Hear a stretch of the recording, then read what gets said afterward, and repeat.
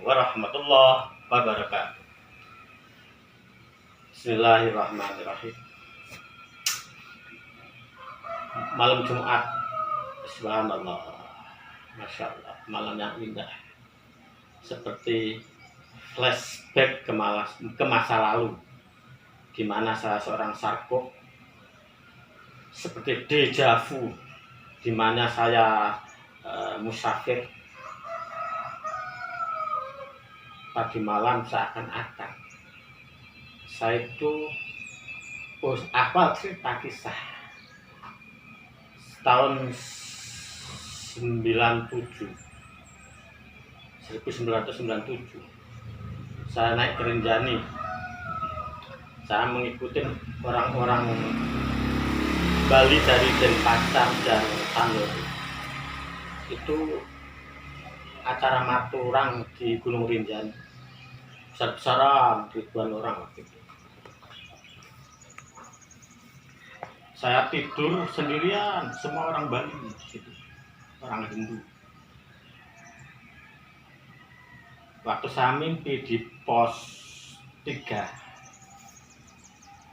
Di pos 3 itu saya seakan-akan dibawa melayang oleh jin waktu itu kan. Jinnya ini warnanya seperti mukanya, badannya semua biru gitu. Tapi antara tidur dan nggak bisa dicium waktu itu. Terus saya dibawa, diajak pergi. Tapi tidur atau enggak, tapi terasa nikmat dan terasa gitu kan. Kenapa sekarang kayak kembali lagi tadi malam itu? Tapi dalam musafir saya yang tadi malam itu, sungguh-sungguh subhanallah nikmat. Saya temui di mana saya diajak ke sebuah negeri yang dimana negerinya itu hancur luluh lantah. Tapi sebagian negeri itu juga makmur sebagian. Penduduknya juga agama Islam semua, mayoritas. Terus dalam penglihatan saya di situ, apakah seperti ini ya? Itu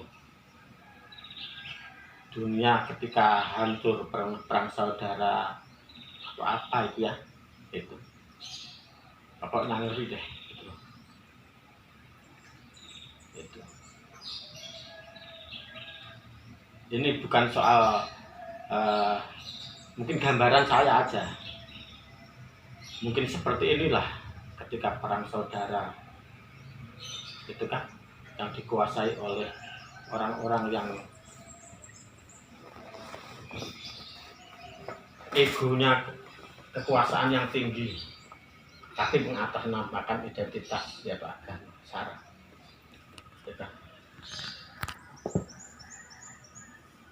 Terus saya berpikir, dalam pikiran saya itu, apakah seperti ini ketika pemilu kemarin tahun 2019 antara Pak Jokowi dan Prabowo. Dia kan, Pak Prabowo itu kan didukung oleh apa itu namanya, orang yang mengatasnamakan politik identitas lah. Di situ banyak ustadz, ulama-ulama yang katanya kan, padahal golongan-golongan itu ngeri kalau saya pikir.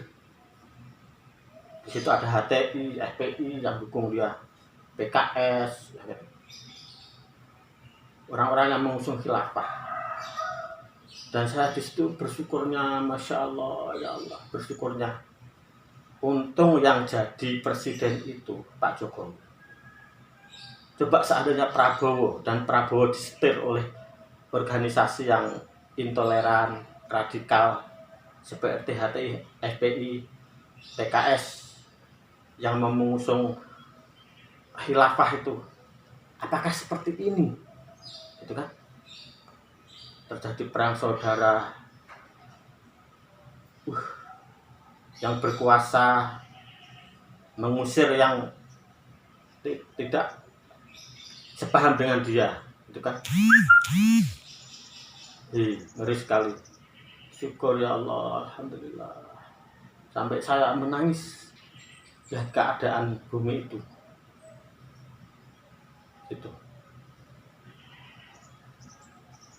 diperlihatkan seperti itu. Masya Allah.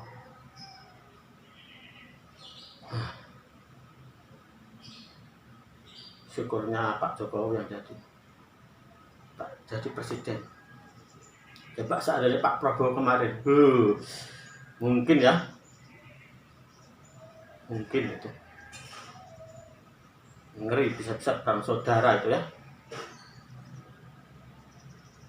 Disitulah hadir kemungkinan seorang sosok yang tidak diketahui, yang membelokkan supaya Indonesia ini aman, karena mungkin dia sudah melihat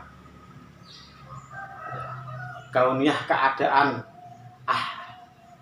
ahwal itu negara ini, mungkin itu biar nggak terulang seperti 98 itu, kerusuhan, demo di mana-mana, penjarahan, ngeri seperti itu mungkin. Terus saya akhirnya bangun. Setelah bangun, ngeri sekali.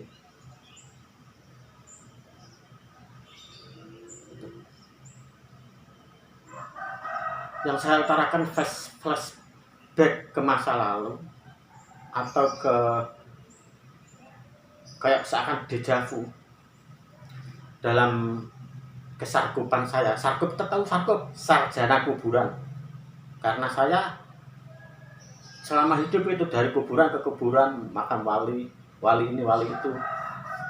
Bahkan mungkin seluruh Indonesia lah pernah saya kunjungi kan, makam-makam wali itu yang dianggap wali oleh seseorang. Dan keajaiban-keajaiban di situ muncul, kurasakan. Itu kan? Saya diperlihatkan ini, diperlihatkan itu. Entah itu orang beranggapan halu kayak, terus kemudian itu dibimbing jin kayak. Itu sebuah kenikmatan. Jadi kenikmatan itu bukan hanya harta, bukan hanya fasilitas. Kenikmatan batin itu bukan hanya sholat, zakat, tapi ada kenikmatan yang sendiri yang mungkin kalian ini Wahabi, Salafi ini tidak tahu, ya kan? Tidak pernah merasakan gimana nikmatnya ketika kita dapat lazat benar-benar dari dalam diri ini. Nikmat melebihi ketika kita bersetubuh kepada seorang wanita, lebih nikmat lagi. Pernahkah kalian merasakan itu? Makanya jangan asal menghina makam-makam para wali itu loh.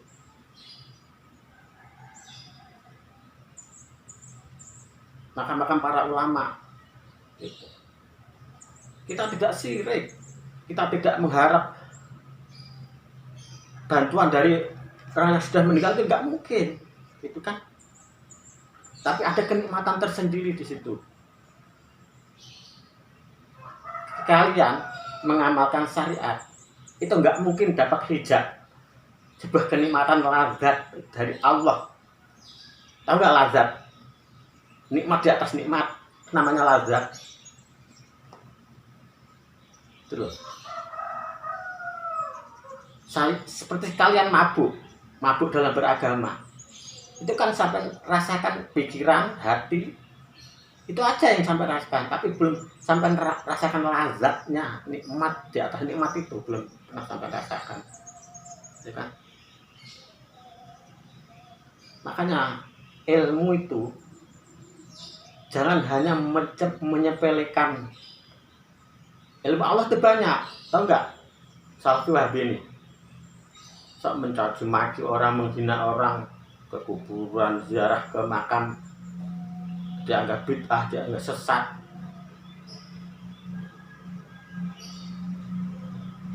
Itu loh.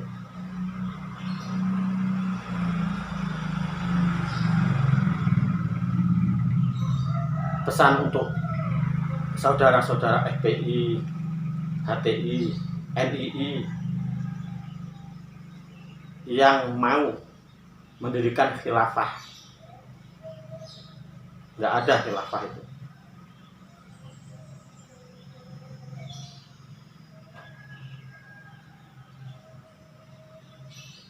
Ingat, kalau terjadi politik identitas yang atas nama agama, perang saudara pasti akan pecah. Kalian mau seperti Afghanistan, Taliban yang menguasai itu, 23 juta orang kelaparan, tahu nggak?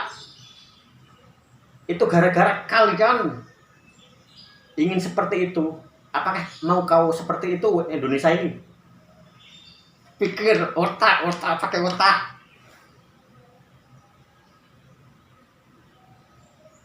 Saya udah dhewe.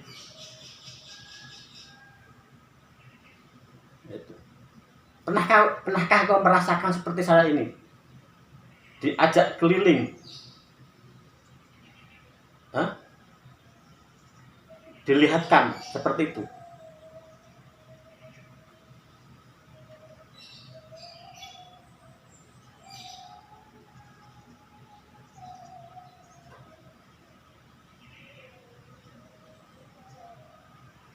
Nanti saya emosi, merinding saya mengingat kejadian tadi malam Jumat.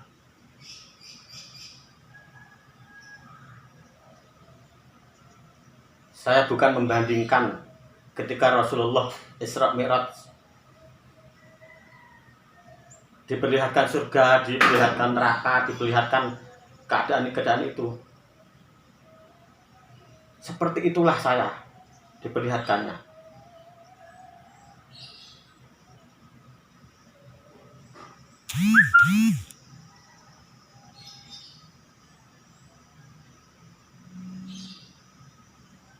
Terima kasih. Assalamualaikum warahmatullahi wabarakatuh.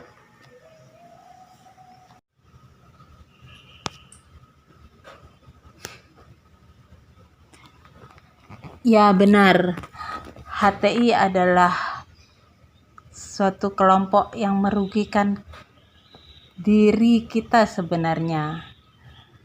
Kenapa saya bilang begitu? Karena saya pun sampai 3 kali bermimpi tentang HTI. Jadi ayo teman-teman HTI, buka mata pikiran hati. Jangan gampang terprovokasi dengan kelompok-kelompok yang merugikan hidup kita yang hanya sekali ini saja. Sampai saya mencatat mimpi tentang PKI adalah HTI. Saya bacakan ya untuk mempertimbangkan apa yang dijelaskan suami saya. Mimpi pertama, aku katakan kelompok HTI adalah PKI. Cukup itu aja mimpiku yang pertama. Mimpiku yang kedua, aku tunjuk orang-orangnya dan mengatakan nama kelompoknya HTI adalah PKI. Nah, di mimpi kedua baru mereka marah padaku dan ingin menembak aku. Saat aku mau ditembak, aku langsung terbang ke langit jadi bidadari. Mimpi ketiga, aku mengajak kelompok HTI untuk ikut ke kelompok Imam Mahdi, yaitu kelompok orang-orang yang kenal diri dan orang-orang yang kenal Allah. Saat di mimpi itu, ada sebagian yang mau dari kelompok itu untuk aku ajak ke kelompok Imam Mahdi, dan ada sebagian yang tidak mau. Nah, setelah aku mengajak mereka, lalu aku pun langsung terbang ke langit tinggi dan bernyanyi lagu yang berjudul Pelangi.